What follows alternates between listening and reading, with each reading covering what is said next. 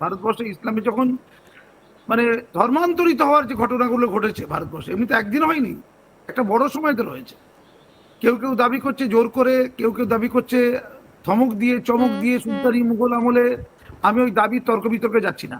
আমার বক্তব্য, যখন গণহারে বিপুল পরিমাণে হিন্দু সমাজের দলিত অংশের মানুষরা, অন্তত প্রান্তিক অংশের মানুষরা, তাদের মধ্যে যে ধর্মীয় ভেদাভেদ, ব্রাহ্মণ ক্ষত্রিয় বৈশ্য শূদ্র, তা প্রসূত যে ভেদাভেদ, তার বলি হয়ে বলে ঐতিহাসিক একটা অংশ মনে করছে।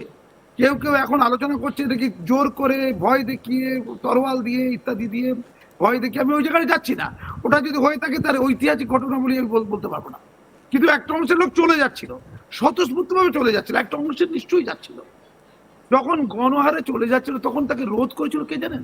শুনিনি, একটা ভক্তিবাদ রোধ করেছিল। শ্রী চৈতন্যের নেতৃত্বে যে বৈষ্ণব ধর্ম, সেই বৈষ্ণব ধর্ম প্রসূত ভক্তিবাদ। এই গণহারে ইসলাম ধর্ম থেকে, মানে দলিত হিন্দু সমাজ থেকে ইসলাম ধর্মে ধর্মান্তরিত ইতিবৃত্ত যে হয়েছিল, চৈতন্যদেব নিজে তার ধর্মাচরণের মধ্যে দিয়ে ভক্তির কথা বলে, মানুষের সমান অধিকারের কথা বলে, সহিষ্ণুতার কথা বলে, প্রেমের কথা বলে, শ্রীকৃষ্ণের বাড়িকে প্রেমের মধ্যে উত্তরণ ঘটিয়ে তিনি এই ভাঙন রোধ করতে পেরেছিলেন। তারপরে পরবর্তীকালে যখন ব্রিটিশরা ভারতে এলো, ব্রিটিশদের বিভিন্ন প্রলোভনে বা ব্রিটিশদের কালচার, খ্রিস্টান ধর্ম, বাইবেলকে পছন্দ করে গণহারে যখন খ্রিস্টান হচ্ছিল, পয়সার লব্ধি কি হোক, দলিত পিছিয়ে পড়া অন্তজ প্রান্তিকদেরকে ধর্মান্তরিত করার ষড়যন্ত্র করে হোক, যেভাবেই হোক হচ্ছিল। উচ্চবর্ণের লোকেরা তো হয়েছে, ব্রাহ্মণরাও তো হয়েছে, বড় বড় ডাক্তার ইঞ্জিনিয়ারও হয়েছে, হয়নি তারা তো খ্রিস্টান হয়েছে।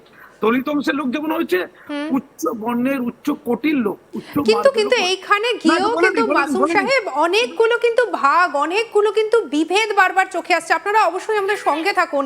আমার কথা তুমি একটু আগে আটকে দিয়েছো, ওইটা না বললে ব্যাপারটা সম্পূর্ণ হবে। একেবারে আপনি বলুন। গুরুত্বপূর্ণ জায়গায়, খুব গুরুত্বপূর্ণ জায়গায় ইতিহাসটা জানতে হবে। ওই আলটক্কা মন্তব্য করে কিছু হয় না। আমি যখন বললাম ব্রিটিশ আমলে যখন গণহারে খ্রিস্টান হচ্ছে, নিম্নবর্ণের শুধু লোকেরা না, উচ্চবর্ণের লোকেরা হচ্ছে, তখন আটকে ছিলেন কে জানেন? শ্রী শ্রী রামকৃষ্ণ পরমহংসদেব। তিনি বলেছিলেন খ্রিস্টানে যাওয়ার দরকার নেই, আমাদের সনাতনী হিন্দু মতবাদের মধ্যেই যে উদার চিন্তা চেতনা আছে সেটাকে আমরা গ্রহণ করি। কেন ওদিকে যাচ্ছি? যত মত তত পথ। আপনারা যেটা দেখেন চৈতন্যদেব এবং শ্রী শ্রী রামকৃষ্ণ পরমহংসদেব যদি ঐতিহাসিকভাবে এক বিশেষ সন্ধি করে না আসতেন, দেখতেন এটা নিয়ে কি পরিস্থিতি, তো উল্টো জায়গা তৈরি হতো। এবার প্রশ্ন হচ্ছে, যে কথাটা তুমি বলার চেষ্টা করছো, উত্তরপ্রদেশে যে আইনটা হয়েছে বা অন্যান্য রাজ্যে যে আইনটা হয়েছে, পশ্চিমবঙ্গে সে আইনটা হবে কি? ধর্মান্ধকরণ আইন। যার সাথে যার মজে মন, কিবা হাঁড়ি কিবা ডো বলে কথা আছে না? ধরুন শ্যামলী ওই সোলেমানকে ভালোবাসলো, শ্যামলী হিন্দু মেয়ে, সোলেমান মুসলিম ছেলে, প্রচুর ভালোবাসা, একে অপরকে ছেড়ে থাকতে পারবে না, এমন অজস্র উদাহরণ আছে। আমরা এটা নাম দিয়েছি লাভ জেহাদ। এই যে তসলিমা নাসরিনকে যারা আনলো, অনেকেই লাভ জেহাদ করেছে, নেতারা আমি তাদের চিনি, তাদের বহু হিন্দু, লোকটি মুসলিম। এই যে ফিরাদ হাকিমের বাম্মা হিন্দু মুসলিম তো ভর্তি হয়ে আছে, আমরা কজনকে জেলে ঢোকাবো? আমার প্রশ্ন হচ্ছে, শ্যামলী বিয়ে করলো সুলেমানকে ভালোবেসে। সুলেমান শ্যামলী বলল আমরা যে যার ধর্মে থাকবো, আমি পূজা অর্চা করবো, তুমি নামাজ রোজা করবে, মিটে গেল। দাম্পত্য কলহ একটা সময় তৈরি হয়, খুব ভালো করে বুঝুন এটা। তখন শ্যামলী বলল, খুব বার বেড়েছ, ধর্মান্ধকরণ আইন আছে, তুমি আমাকে ধর্মীয়ভাবে ইউটিলাইজ করতে চেয়েছো, আমি এই কমপ্লেন করে তোমাকে লকআপে ঢুকিয়ে দেবো। ঠিক আছে, প্রেমের গেল 12টা বেজে। আমার প্রশ্নটা অন্য জায়গায়। খ্রিস্টান মিশনারিরা ভারতে এসেছিল, নিশ্চয়ই জানেন। খ্রিস্টান মিশনারিরা ভারতবর্ষে এসেছিল দুটো কারণ। পাশ্চাত্য শিক্ষা বিস্তারে, আমরা তাদেরকে চিনি, আমরা তাদের স্যালুট জানাই।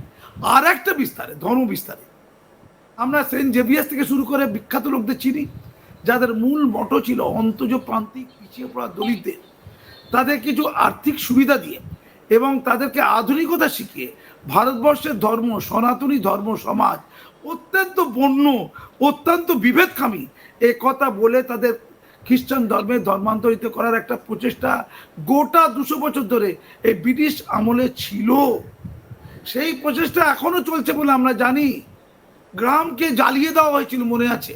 সোনারপুরে একটা চার্চকে কদিন আগে ভেঙে দেওয়া হয়েছে, আমরা জানতে পারছি। আমার প্রশ্ন হচ্ছে, তেমন যদি কোনো ঘটনা ঘটে, লোককে বিভ্রান্ত করে, ধর্মান্তরিত করার জন্য বিয়ের টোপ দেওয়া, প্রেমের টোপ দেওয়া, মোটিভটা ঠিক করতে হবে, বা টাকার টোপ দেওয়া, মানুষকে বিভ্রান্ত করে গরিব লোকের আবেগকে বিকৃত করা, কোনো একটা ধর্ম সম্পর্কে লোককে বিকৃত বানিয়ে দেওয়া, বিকৃত করে দিয়ে নিজের ধর্মকে বড় করা, পয়সা দিয়ে হোক, ব্রেন ওয়াশ করে হোক, এটা নিশ্চয়ই ভারতের সংবিধান অনুযায়ী নয়। আমি দুটো ব্যাপারটা আলাদা করে দেখছি। সেই ক্ষেত্রে নিয়মটা আলাদা হতে পারে, সেটাকে মূল্যায়ন করবে কে, this is very important. Mohammad Nuruddin Babu কিছু বলতে চাইছেন আপনার এই বক্তব্যের পরিপ্রেক্ষিতে, আমি একটু ওনার কথাটা শুনবো। আমি বলতে চাচ্ছি যে একদিকে কাজী মাসুম আক্তার সাহেব যেটা তুলে ধরছেন যে ধর্মটা হচ্ছে একটা ধর্মান্তরের একটা ঢেউ চলেছিল আমাদের দেশে। ডাউন ট্রেডের মানুষরা তারা মুক্তির জন্য বিভিন্ন ধর্ম, ইসলাম ধর্ম, খ্রিস্টান ধর্ম গ্রহণ করছিলেন, কোথাও কোথাও হয়তো কোনো মিশনারি সংস্থা তারা প্রেশার ক্রিয়েট করছিলেন। কিন্তু বর্তমান প্রেক্ষাপটে যদি আমরা দেখি তাহলে চিত্রটা তো উল্টো। এখানে তো মানুষকে জোর করে জয় শ্রীরাম বলানো হচ্ছে, জোর করে মসজিদের উপর হামলা করানো হচ্ছে, জোর করে ধর্মীয় পরিচিতির কারণে তাকে হত্যা করা হচ্ছে, তাকে বাসে ট্রেনে বিভিন্ন জায়গায়। এইগুলোর কি হবে? এটাই তো সমস্যা। এই সমস্যাগুলো চিন্তা না করে আমরা ধর্মান্তরকরণ বিল আনতে যাচ্ছি। ধর্মান্তরকরণ বিল এনে কি এই যারা জোর করে জয় শ্রীরাম বলাচ্ছে, জোর করে ধর্মীয় পরিচয়ের কারণে মানুষ হত্যা করছে, তাদের কি রোধ করা যাবে? আমার প্রশ্ন এই জায়গায়। মাসুম বাবু, আপনি কিছুক্ষণ আগে একটা কথা বলছিলেন যে কোনটা প্রলোভন, ভালোবাসার সম্পর্কে কেউ বিয়ে করলে এটা একরকম, কিন্তু প্রলোভনের ঘটনা ঘটে। এবারে যদি প্রলোভন আর ভালোবাসাকে যদি আলাদা করতে হয়, সেই ক্ষেত্রে আলাদা করবে কে? সেইখানে কোন নিয়ম, কোন আইন রয়েছে? সেই জায়গা থেকে সরকার যদি একটা উদ্যোগ নেয়, তাহলে সেই উদ্যোগটাকে শুধুমাত্র খারাপ হিসেবেই কেন ধরে নেওয়া হবে? আমি শ্রেয়সী তোমাকে পরিষ্কার বলছি, এটা খুব আদালত, এবং আদালতে যাওয়ার জন্য সঠিক কিছু কাঠামো থাকা দরকার আছে। এত পয়সা লোকের নেই, কেউ ধরুন মামলা করলো, বাকিদের তো পয়সা নেই, তার জন্য ভালো লয়ার দেওয়া, এইটাকে একটা সুস্থ সিস্টেমের মধ্যে আনতে হবে, নাহলে কেউ কেউ ভিক্টিমাইজ হতে পারে। আমার পরিষ্কার প্রশ্ন, যেটা উনি বলছিলেন, নুরুদ্দিন সাহেব বলছিলেন, আমি পরিষ্কার করে বলছি, আমাদের ওই অভিষেক বন্দ্যোপাধ্যায় সেবাশ্রম করেছিলেন ডায়মন্ড হারবারে, আছে তো? কোনো কিছু যদি বাস্তবের অনুকূল না হয়, তা ধুয়ে মুছে সাফ হয়ে যাবে, বেশি দিন থাকে না। সরকার পরিবর্তনশীল, কিন্তু আদর্শ, নিয়ম, ভারতের সংবিধান এত সহজ নয়।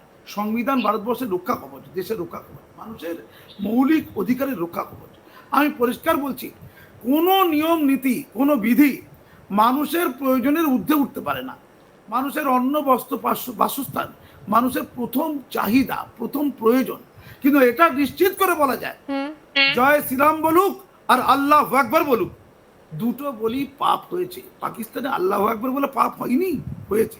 আবার জয় শ্রীরাম বলে পাপটা করা যাবে না। জয় শ্রীরাম বলে কোনো পাপ হলে সেটা রামের অসম্মান, আল্লাহ আকবার বলে পাপ করলে ওটা আল্লাহর অসম্মান। যারা করছে তারা কোনো ধার্মিক লোক নয়, তারা হচ্ছে ব্যবসায়ী, তারা হচ্ছে বক ধার্মিক, তারা হচ্ছে ব্যবসায়ী, ধর্ম ব্যবসায়ী। আমি পরিষ্কার করে বলছি, কোনো আইন যদি মানুষের হিতে হয়, সেটা আমিও ওয়েলকাম করব, নুরুদ্দিন সাহেবেরও ওয়েলকাম করা উচিত। আমাদের মুসলমান সমাজে গোলামি, অন্ধত্বের বিরুদ্ধে লড়াই করতে গিয়ে আমি কাজী মাসুম আক্তার রক্তাক্ত হয়েছি।